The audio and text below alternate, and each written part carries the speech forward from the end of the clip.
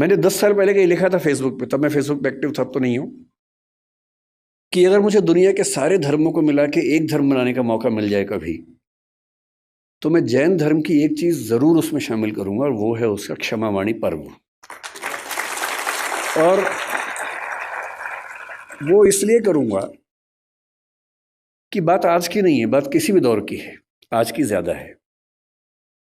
हम सब इतने व्यस्त हैं कि हम जिनसे जुड़े हैं, जो नजदीकी लोग हैं, दोस्त हैं, रिश्तेदार हैं, हमें पता भी नहीं चलता कब हमारे मुंह से कुछ ऐसा निकलता है कि उनको बुरा लग जाता है। ये भी हो सकता है कि हमारी नीयत एकदम ठीक रही हो, हमने सोच समझ के ना ही बोला हो, पर किसी खास कॉन्टेक्स्ट में किसी खास व्यक्ति ने मेरी किस बात को किस रूप में लिया, ये तो मुझे नहीं पता। कई बार ऐसा होता है कि मैंने अपनी ओर से कुछ गलत नहीं किया, पर सामने वाला मुझसे नाराज है, मुंह फुला के बैठा है, मुझे पता भी नहीं है। पता हो तो मैं उससे माफी मांग भी लूं, मुझे पता ही नहीं है। वो कहेगा भी नहीं, उसका भी गुरूर है, सम्मान है, आत्मसम्मान है, कैसे कहे, कैसे खुद याद दिलाए कि तुमने एक बार ऐसा कह दिया था तो मैं नाराज हूं।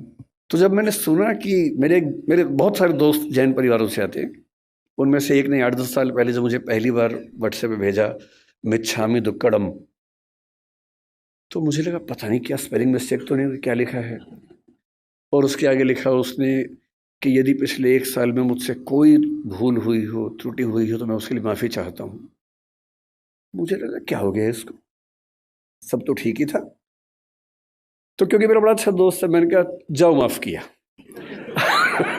कोई बात नहीं। फिर मैंने उससे पूछा, मैंने कहा क्या मामला क्या है, तब उसने बताया। मैंने जैन फिलोसफी पढ़ी हुई थी, पर ये संयोग से फिलोसफी के हिस्से में नहीं था, पाठ्यक्रम में, किताबों में नहीं था। तो जब मैंने सुना कि साल में एक ऐसा दिन है जब आपको बिना किसी वजह के माफ़ी मांग लेनी है, कि शायद कोई गलती हुई हो, नहीं भी हुई तो हम एज्यूम कर लेते हैं कि गलती हुई होगी, और मुझे माफ़ कर दो भाई। मुझे लगा कि किसी समाज के रिश्तों को इंटैक्ट रखने के लिए, बनाए रखने के लिए, ये कितना सुंदर त्योहार है। उस चीज़ की माफ़ी जो शायद मुझे याद भी नहीं। और अगर सब लोग इतने विनम्र हो जाएं, इतने हम्बल हो जाएं, तो झगड़ा किस बात का है फिर। और अगर यही स्थिति सारे धर्मों में हो जाए, सारे देशों में हो जाए, तो फिर क्यों झगड़ा है। और अगर एक बार पाकिस्तान हमसे मिच्छामी दुक्कड़म कह दे तो दिक्कतें ही खत्म हो जाएंगी। फिर मैंने सोचा मिच्छामी दुक्कड़म कहाँ से आया। तो मैं, भाषा भी मेरा विषय रहता है, तो मैं समझ गया कि प्राकृत और पाली वाला मामला होगा। जब रिसर्च की तो पता लगा प्राकृत का है। तो संस्कृत के एक शब्द या वाक्यांश से यह बना मिथ्या में दुष्कृतम। मिथ्या का मतलब दर्शन में अलग अलग होता है। शंकराचार्य ने मिथ्या को अलग सेंस में लिया, जैन दर्शन अलग सेंस में लेता है। यहां मिथ्या का मतलब है नॉन कॉन्सिक्वेंशियल, जो निरर्थक हो जाए, बीज रहित हो जाए। तो मिथ्या में दुष्कृतम, जो दुष्कृतम, दुष्कार्य, गलती मुझसे हो गई है, वो मिथ्या हो जाए, मैं आपसे ये निवेदन करता हूं। और वही प्राकृत में आते आते मिथ्या में दुक्कड़म हुआ। तो आज जो मुझसे मिस्टेक हुई, मैंने जूते पहन के पहला मंत्र सुन लिया, तो उसके लिए मैं आप सबसे मिच्छा में दुक्कड़म कह देता हूँ और उसके बाद यहाँ से अपनी बात की शुरुआत करता हूँ। मैं ज़्यादा लंबा बोलने के लिए कुख्यात भी हूँ, तो आप मुझे संकेत कर दीजिएगा जब आपको लगे कि काफ़ी हो गया है, तो मैं तो मैं वहीं पर अपनी बात रोक दूंगा। तो विषय की जब बात हुई तो मयूर जी ने 2-3 सुझाव दिए। तो ये बोले कि हम सब की आजकल एक बड़ी दुविधा पेरेंटिंग को लेके है, अपने बच्चों को कैसे संभालें। जब मुझसे कोई कहता ना कि पेरेंटिंग की दुविधा है, बच्चों को कैसे संभालें, मुझे बच्चे भी दिमाग में आते हैं कि पेरेंट्स को कैसे संभालें ये। और मैं जनरली बच्चों के साथ खड़ा होता हूँ इस मामले में, पेरेंट्स के साथ में कम खड़ा होता हूँ। और मुझे मुझे सच में लगता है कि ज़्यादा सीखने की ज़रूरत पेरेंट्स को है, ना कि बच्चों को है। और अभी कोटा में जितनी दुर्घटनाएं हुई, तो वहाँ के एक वरिष्ठ अधिकारी हैं राजस्थान सरकार के, जो कोटा में डीएम भी रह चुके हैं। उन्होंने मुझे फ़ोन किया कि मैं चाहता हूँ कि आप भी इस प्रक्रिया में हमारी हेल्प करें बच्चों के लिए। मैंने कहा जिस दिन कहेंगे मैं आ जाऊँगा, जो कहेंगे मैं कर दूंगा, आप बताइए क्या करना है। बोले कोटा में बहुत सारे बच्चे हैं, हम चाह रहे हैं कि उनसे आप बात करें। मैंने कहा एकदम आ जाऊँगा, लेकिन अगर आप मेरी सलाह माने तो उनके पेरेंट्स से बात करवाइए, क्योंकि ये दिक्कत बच्चों की नहीं है, ये दिक्कत पेरेंट्स की है। तो उसके बाद से वो प्रोग्राम बन नहीं पाया, क्योंकि पेरेंट्स को बुलाना भी आसान काम नहीं है बच्चों को तो घेर घार के आप बिठा सकते हैं, पेरेंट्स को आप कैसे बुलाएं। लेकिन फिर पेरेंट्स की बात होते होते बात हुई कि थोड़ा सा बिजनेस इथिक्स से बात करेंगे, थोड़ा सा सुयश जी की विशेष इच्छा थी कि एम्पैथी पर बात करें, जो आजकल समाज में कम हो रही है।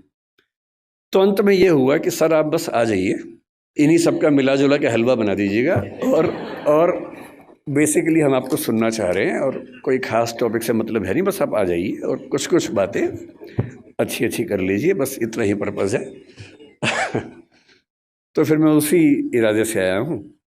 तो मैं शुरुआत पेरेंटिंग से कुछ बातों से करूँगा, उसी में एम्पैथी का जिक्र भी कर लेंगे, थोड़ा सा मौका मिला तो मयूर जी का फेवरेट विषय बिजनेस एथिक्स है, मौका मिलेगा तो उसको भी बीच में डिस्कस कर लेंगे। मैं क्योंकि अध्यापक हूँ और बच्चों से बात ज़्यादा करता हूँ, अक्सर मैं जब क्लास लेता हूँ तो बच्चों की संख्या अच्छी खासी होती है, और ये बहुत चुनौती होती है कि उनको 3 घंटे 6 घंटे 8 घंटे बिठा के रखना। हमारी क्लासेस में बच्चों को ये छूट है कि वो जब चाहें उठ के जा सकते हैं। मेरी क्लास में विशेष रूप से और भी छूट है, वो सो भी सकते हैं क्लास में, मैं उनको कभी नहीं रोकता हूँ। इतना ही कहता हूँ कि नींद आए तो कोने वाली कुर्सी पर चले जाए, ताकि दीवार पे सिर लगे तो ज़्यादा चोट ना आए, ऐसे सिर पे झटका आ सकता है। वो मेरी क्लास में खा भी सकते हैं। मैं खुल के बोलता हूँ कि मेरी क्लास में आपको बिल्कुल नहीं सोचना है, खाने का मन करे खाते रहो, नींद आए सो जाओ, उठने का मन करे उठ के चले जाओ, मुझे कहीं कोई दिक्कत नहीं है। अगर आप मेरी क्लास में उठ पा रहे हैं, खा पा रहे हैं, तो ये मेरा फेलियर है, आपका नहीं है कि मैं आपको रोक नहीं पा रहा हूँ।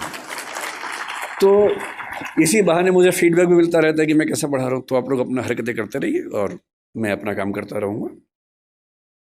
तो बहुत ज़रूरी होता है कि उन बच्चों को बहुत शुष्क तरीके से ना बताया जाए, थोड़ा रोचक तरीके से बात की जाए।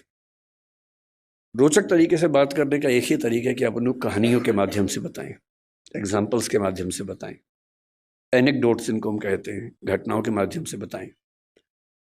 और जैसे ही हम घटनाएं सुनते हैं, कहानियां सुनते हैं अपने आसपास की, तो हमें किसी चीज़ का महत्व और कॉन्सेप्ट दोनों समझ में आते हैं।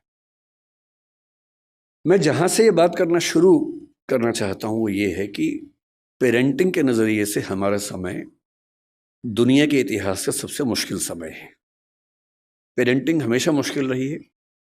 मेरी राय में इस दुनिया का सबसे मुश्किल काम माँ होना है, बाकी सारे काम आसान हैं। माँ बन के अपने बच्चे को पालना इतना मुश्किल काम है। मतलब बाप लोग जाते हैं, बिजनेस करते हैं, पैसा कमाते हैं, सब कुछ करते हैं, बड़ी बात है, वो भी छोटी बात तो नहीं है। लेकिन उससे ज़्यादा मुश्किल है एक छोटे बच्चे के साथ 24 घंटे गुजारना, बिना क्रोधित हुए गुजारना, उसकी हर तरह की जिद, हर तरह की छटपटाहट, बेचैनी को झेलते हुए गुजारना, अपने जो करियर हो सकता था उसको दांव पे लगा के उसकी ज़िंदगी को संवारना।